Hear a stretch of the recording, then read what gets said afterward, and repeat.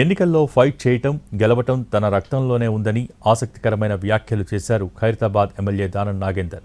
MLA అనర్హత case సుప్రీంకోర్టులో పెండింగ్లో ఉందని, స్పీకర్ దగ్గర కూడా అనర్హత పిటిషన్ పెండింగ్లో ఉందని అన్నారు.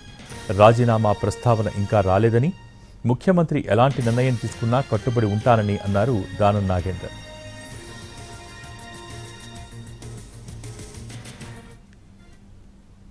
మరి ముఖ్యమంత్రి గారు అందరూ ఆలోచించిన తర్వాత అలాంటి పరిస్థితి వచ్చినప్పుడు నేను ఎన్ని ఎలక్షన్లు కొట్లాడినా మీకు తెలుసు, ఇప్పటి వరకు సుమారు 11 ఎలక్షన్లు కొట్లాడాను. ఎలక్షన్కు నాకేం కొత్త కాదు, ఫైట్ చేయడం నాకేం కొత్త కాదు. ఫైట్ చేయడం గెలవడం అనేది నా రక్తంలోనే ఉంది. రేపు 8-9వ తారీఖు నాడు గ్లోబల్ సమ్మిట్తో పాటు రైజింగ్ తెలంగాణ సంబంధించినటువంటి మరి ఎన్నో అంశాలని అక్కడ ప్రస్తావించబోతున్నారు ముఖ్యమంత్రి గారు. కాబట్టి రైజింగ్ తెలంగాణ అంటే ఎలా ఉంటుందో చెప్పాలని, ప్రభుత్వాన్ని ఇంకా బలోపేతం చేయడానికి మరి 10 సంవత్సరాలు ముఖ్యమంత్రి గారు ఏ రకంగానైతే మరి రాష్ట్రాన్ని 10 సంవత్సరాలు పాలించితేనే ఈ రాష్ట్రం సర్వతోముఖ అభివృద్ధి జరుగుతుంది అన్నటువంటి ఆలోచన ముఖ్యమంత్రి గారికి ఉంది. కాబట్టి అలాగా మనం పనిచేసి ఈ రాష్ట్రాన్ని ఇంకా అభివృద్ధి పథంలో తీసుకెళ్లి 3 ట్రిలియన్కు చేర్చే విధంగా అందరు సహకరించినప్పుడు ఇది సాధ్యమవుతుంది.